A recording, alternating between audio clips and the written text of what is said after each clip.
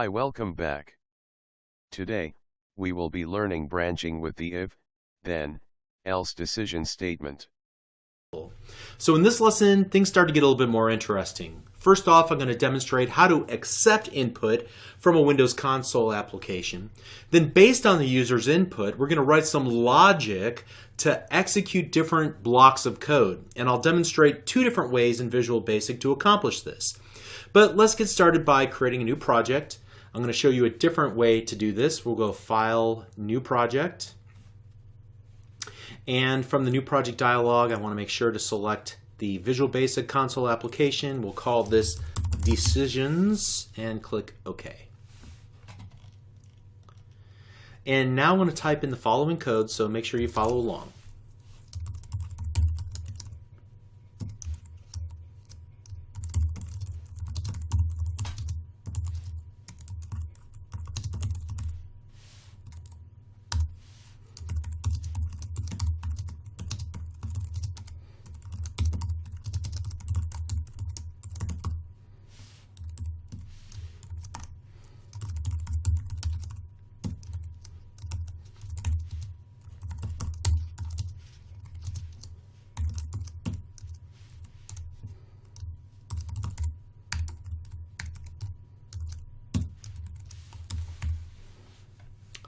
All right, I'll go ahead and move that, and I'll auto hide that as well so you can see everything. Great.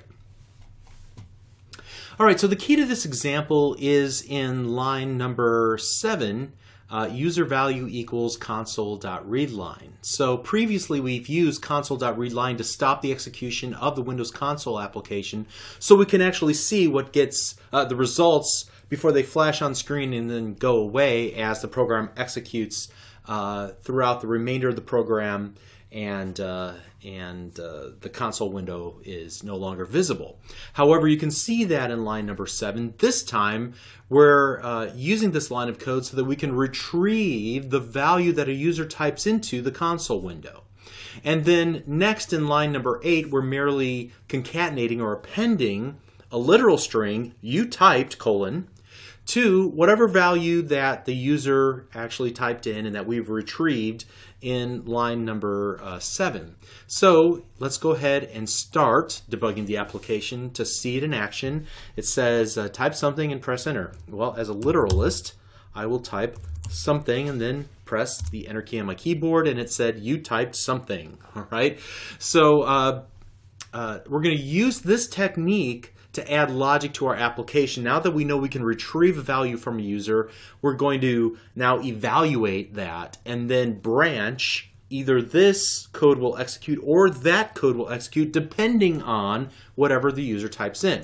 And we'll do this in stages, so this might take a little bit of time to kind of see through, but I'm going to select everything first of all, and I'm going to select the comment out the selected lines, and we'll start over below it. And so here, follow along as we create the second example.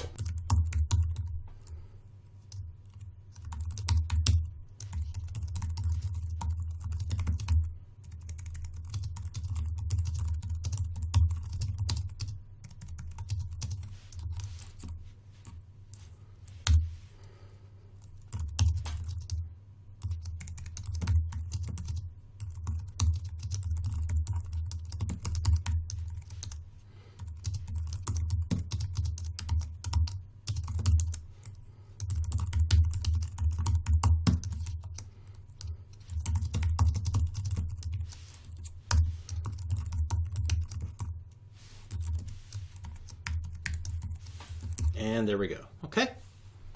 So first of all, take a moment to just look at what I've typed out here, or what you've typed out here, hopefully. Again, pause the video, rewind if necessary, but make sure that you're typing in these code examples too. And guess what's going on here and what you would expect to happen.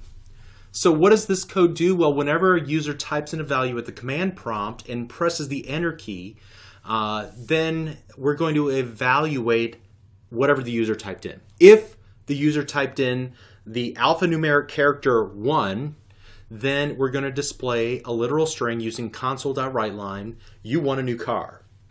So the most important lesson for our purposes in this example is the syntax of the if-then statement. it's called a decision statement because based on the condition that we set up, if it's true, if it is indeed true that user value is equal to 1, then we want to actually execute the block of code that's immediately below that condition. So in line number, looks like number 13, the statement begins with the keyword if. Next is the condition that'll be evaluated. User value equals 1. So we're evaluating the string username, or user value rather, that was retrieved from the console.read line. If that value is 1, then the next line of code will be executed, which calls that console.write line then in line number 14. So this is another reason why Visual Basic is beginner friendly. It reads like an English sentence. If user value is 1, then do this, all right? At least it's a little bit more user-friendly or reads like English more so than other programming languages like C# or JavaScript. So the equal sign plays two roles in Visual Basic. We've already seen how we were able to do an assignment. For example, take a look in line number 12. dim user value as string equals console.read line. So we are setting user value equal to whatever the user types in. We've seen it used previously where we set dim x as integer equals 7 or something along those lines, where we were setting the value of x to a value, so assignment. But here we're using it in a different context or in a different way. The second way that we use it is to determine equality. We're asking for an answer, true or false. User value is equal to 1. Is that true? If so, then perform this code block immediately under it in lines number 14 and 15. All right? Now, if that expression evaluates to false, what do you suppose will happen? Well, then the code block beneath the if statement is ignored, and what else comes after that? Well, really nothing. We would expect the application to just exit out. So we'll start the application. What do you prefer? Would you prefer what's behind door 1, 2, or 3? So this first time I'm just going to type in something and the application automatically exits. Why is that? Because if this condition is not true, there's no other code that would stop it like we would expect to see in a read line. That's only in that scenario where we typed in the number 1. So let's go ahead and start the application again. This time we'll hit 1 on our keyboard and hit enter. You want a new car, program's paused, we hit enter again on our keyboard to continue executing, and then the console window goes away. All right. So the problem here is that we've only handled one possible outcome. If we don't enter that code block, then the application is free to exit by moving outside of the main method's code block. So let's expand our application, and in doing so, we're going to learn a little bit more about the if statement. So we want to revisit the main procedures code, and we want to make sure it matches what I'm going to type here on screen. So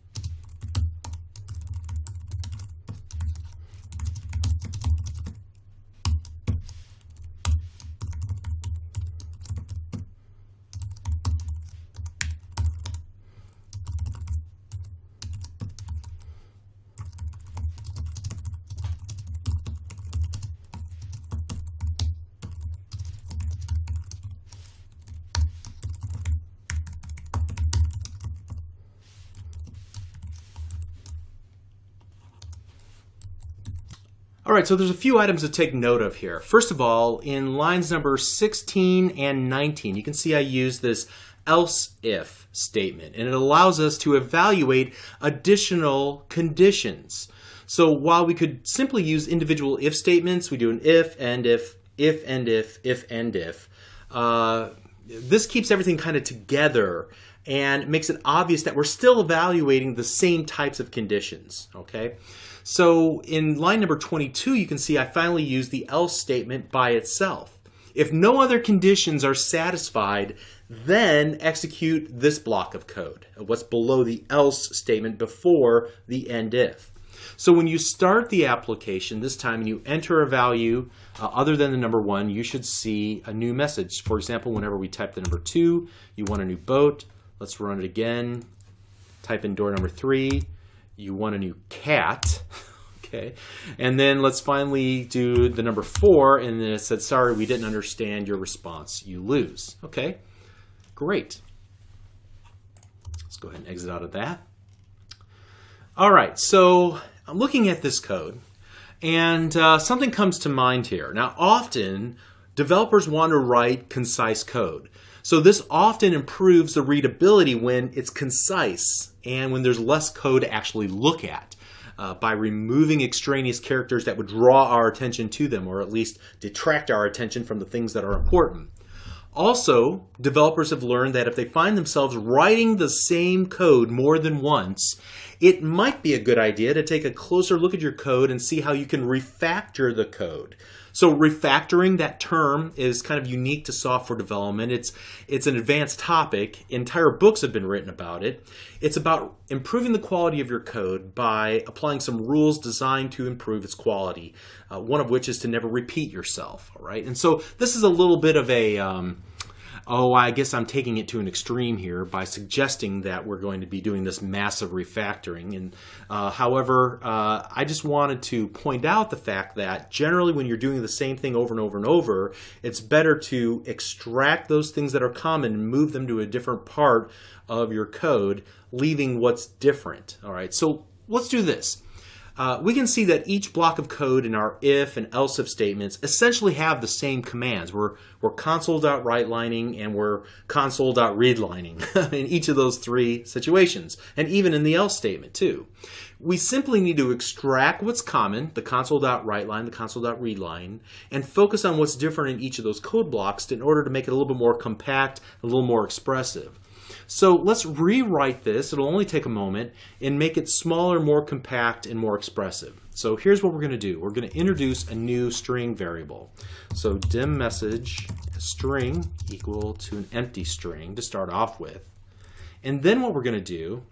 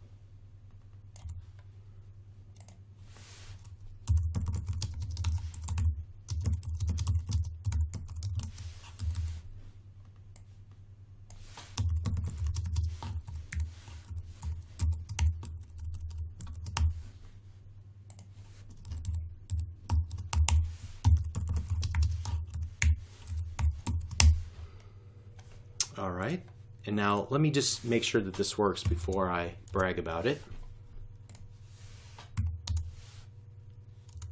Okay, so look what we did here. In line number 14, I created a variable called message, and the intent is for that variable to be assigned whatever the ultimate message is we want to print to screen.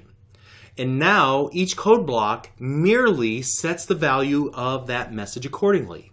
So in line number 42, or actually line number 26 here, we are merely printing to screen console.writeline that message, and then we call the console.readline once to pause execution. So making those changes, I've significantly cleaned up my code and made it clearer what the code is trying to accomplish, at least in my opinion. Of course, whenever I change the code, I want to test it to make sure that it's still working the way that I originally intended for it to. In this case, whenever I ran the application immediately after making those changes, it still seemed to work, at least with a brief test that I created. You'll notice that whenever I'm writing software, I write a little code and then I execute it to make sure it works. And then I write a little more code and then I execute it to make sure that it works. And I do this very often. I strongly recommend that you avoid writing long passages of code before you then test your work. keep your additions small and tidy and test them before moving on. If you only write a few lines of code before testing, then you're more likely to remember what you just introduced to the application now that a bug has popped up or throws a new exception. Okay, well, I only changed these 3 lines of code, so it could only be one of these 3 things, right? So just take a look now at the if, then, else if, then, else if, then, else, and if, that structure, okay? And memorize that, including that evaluation operator. And there's other types of evaluations that we can use. We'll learn about them, I think, in the next lesson or the one after that. It's simply too fundamental to constantly be looking up with a cheat sheet or on MSDN. It needs to be as familiar to you as typing any combination of words that make up a sentence in English. You're only going to memorize it if you get your hands dirty and you write your own applications a lot, okay? So before we conclude this lesson, let's take a quick look at one more way to perform this if, then, else type of functionality. This is a shorthand syntax. It's a little bit more limiting, but it's short, okay? So when you just need a simple either or comparison, you can use this conditional if statement, IIF. And it not only works well in those scenarios, but it also kind of fits our write concise code advice.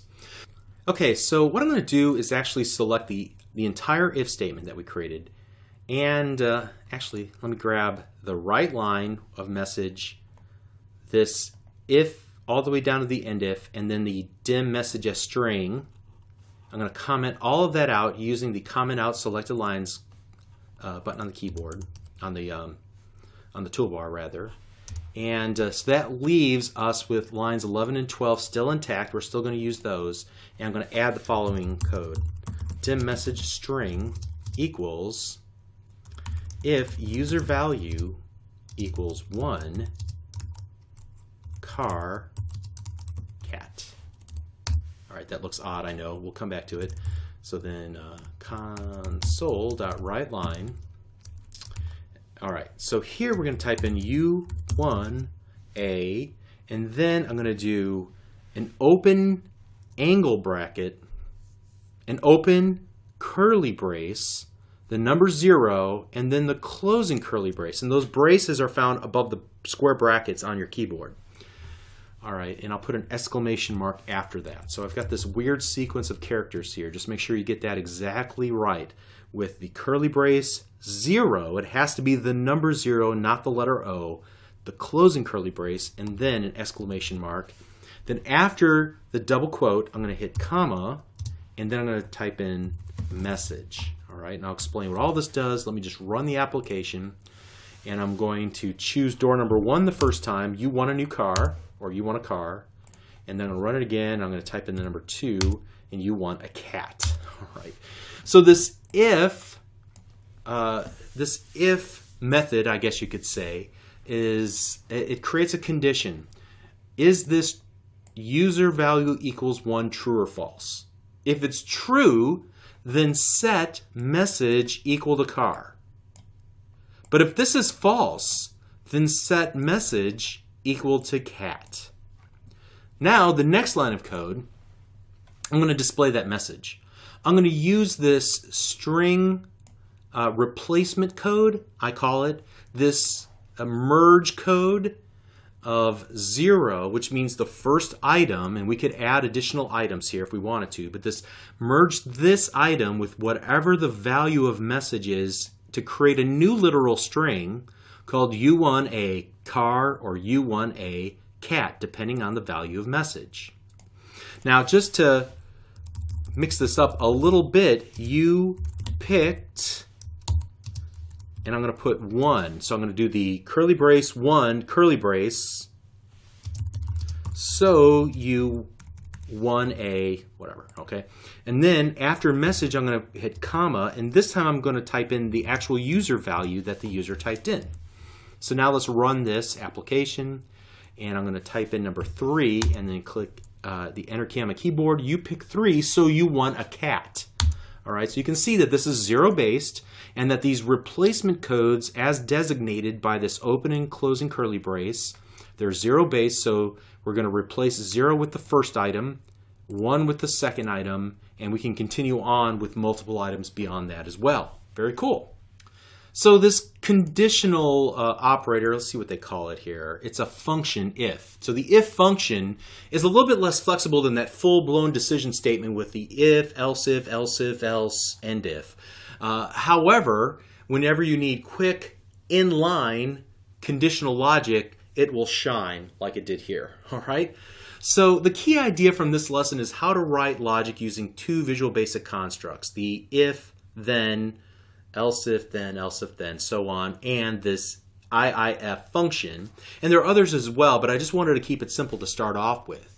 So you use the if-then statement to evaluate conditions, and you add to its utility by adding more else-ifs, and then finally an else statement at the very end to account for additional scenarios that you need to handle in your code.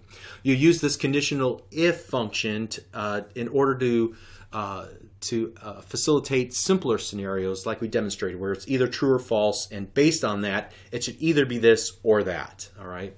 And we talked about formatting strings and using the string replacement syntax. We're going to expand on this whenever we talk exclusively about strings in an upcoming lesson.